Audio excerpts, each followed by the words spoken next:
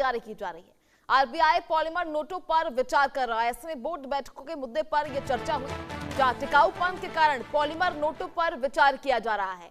कम उत्पादन लागत की भी बड़ी वजह बताई जा रही है, तो उसको लेकर चर्चा करनी पड़ रही है और जल्द ये पायलट प्रोजेक्ट शुरू हो सकता है। ऐसे में पहले 2012 में भी इसका परीक्षण किया गया था।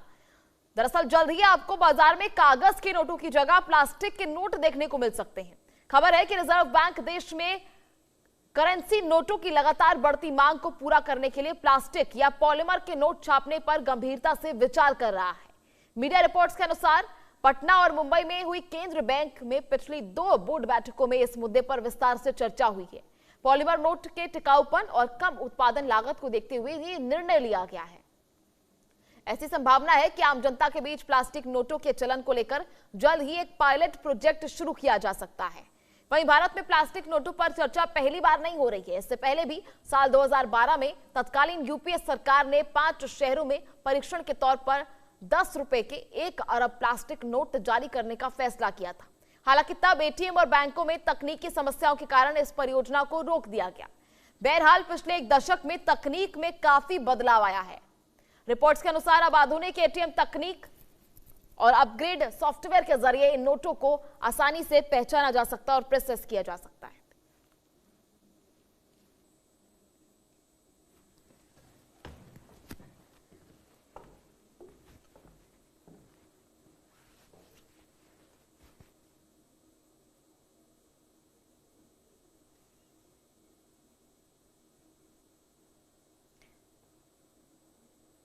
तो अब कागज नहीं बल्कि प्लास्टिक के नोट अब मार्केट में आपको देखने को मिल सकते हैं। इसको लेकर आरबीआई जो है बड़ा फैसला ले सकता है और पिछले दिनों जो है कई बोर्ड बैठकों में इसको लेकर चर्चा हुई है। इन नोटों का क्या कुछ जो है चलन रहेगा और क्यों प्लास्टिक के नोट को ही सिलेक्ट किया गया है, क्यों अब कागज नहीं बल्कि प्लास्टिक के नोट ही जो है वो क्यों छापे जाएंगे, इसको लेकर आपको बताते हैं। पॉलीमर नोटों की उत्पादन लागत कम होती है एज कंपेयर टू अगर हम बात करें कागज के नोटों की, तो ऐसे में प्लास्टिक के नोट ज्यादा टिकाऊ होते हैं। आमतौर पर कागज के नोट जो है कई बार खराब हो जाते हैं, ऐसे में काफी नुकसान होता है। एटीएम को अपग्रेड करना होगा। प्लास्टिक नोट के लिए एटीएम को अपग्रेड करना बेहद जरूरी है क्योंकि वो फिलहाल जो है कागज के नोटों के हिसाब से फिलहाल जो है वो डिजाइन किया गया है। अब आपको बताते हैं कि पुराने और गंदे नोटों को इस्तेमाल करने और इसको नष्ट करने में क्या दिक्कतें आ रही हैं।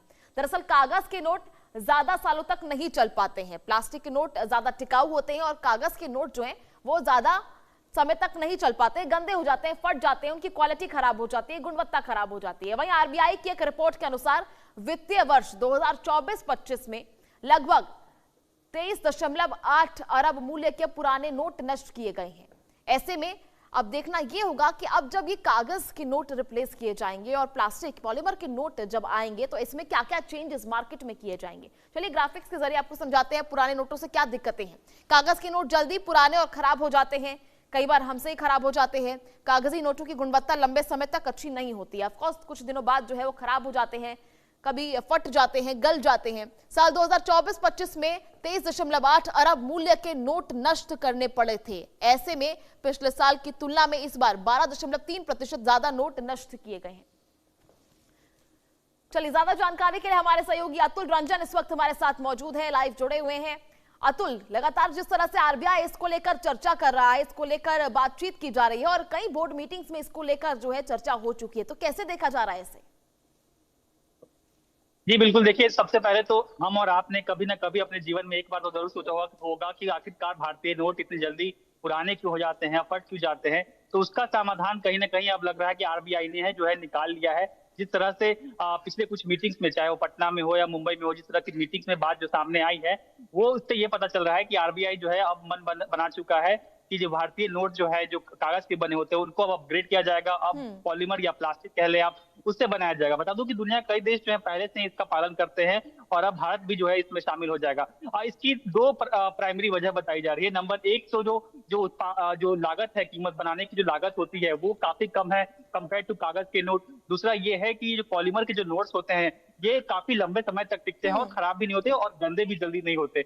आप बता रहे थे किस तरह से जो है पिछले वित्त वर्ष में 2024-25 में तकरीबन 23 अरब रुपए की कीमत की जो नोट्स है आरबीआई को जो है वो नष्ट करना पड़ा था क्योंकि वो खराब हो गए थे। तो ये एक समस्या होती रहती है लगातार जो आरबीआई को। हालांकि देखना ये होगा कि आखिरकार जो तकनीकी चुनौतियां जो सामने आएंगी उससे कैसे आरबीआई निपटता है, क्योंकि 2012 में यूपीए सरकार के टाइम में ये कोशिश की गई थी, लेकिन उस समय पायलट प्रोजेक्ट कोशिश की गई थी, लेकिन उस समय तकनीकी खामियों की वजह से जो है होगा कि इस चर्चा को लेकर क्या कुछ चेंजेस जो है वो करने पड़ेंगे, बैंक में एटीएम में कई चेंजेस जो है वो करने पड़ेंगे। चलिए देखने वाली बात होगी। बहुत बहुत शुक्रिया आपका जुड़ने के लिए। तो चलिए अब आपको महाराष्ट्र